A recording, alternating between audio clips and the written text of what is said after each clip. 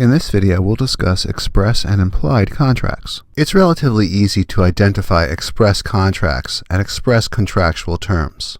These are the terms that the parties expressly agree upon, whether in an oral contract or in a written contract. These are the terms that the parties explicitly say they are agreeing upon. Just looking at the portion of this contract, we can say, okay, it's an express contractual term that Patty pays $100 in advance. It's also an express contractual term that this project has to be completed by Monday. While express contractual terms should be fairly obvious, you'll also need to recognize implied contracts. There are two types of implied contracts that we're going to look at. The first is implied in fact contracts, and then we'll look at something called implied in law contracts. Implied in fact contracts, or implied in fact contractual terms, are different from express contracts. For implied in fact contracts, we don't have express verbal or written terms, but it's a contract.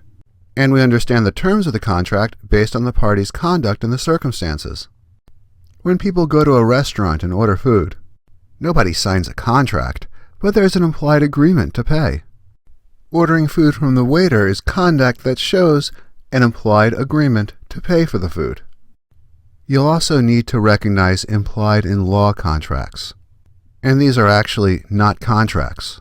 You might also hear implied in law contracts referred to as quasi contracts. Courts create quasi contracts to impose an obligation on one party to compensate another. Look for a situation where one party gives a benefit to another party. And it would be unfair if a court didn't require some sort of compensation. Let's say Debbie's in some distress at a restaurant, and Dr. Paul runs over to help, and he saves the day. A court might find that Debbie is obligated to compensate Dr. Paul for his services. Now obviously there was no contract here, there was no promise made by anybody.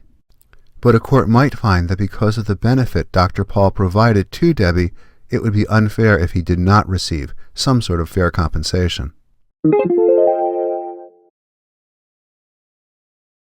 To review, you'll recognize express contractual terms as the terms that the parties explicitly agreed upon. It'll be right there in a written agreement, or it's the terms that the parties verbally agreed on. Implied in fact contractual terms are terms that we understand to exist based on the party's conduct, based on the circumstances. Think about the last time you got a haircut or went out to eat. There was an implied agreement to pay for the service, to pay for the food. Quasi-contracts, or implied in law contracts, are not contracts at all, but a court might impose an obligation on one party to compensate the other party in return for a benefit that the party has received and retained. If you'd like to discuss contract law or any other matter related to U.S. law, feel free to comment below and stop by my website and blog.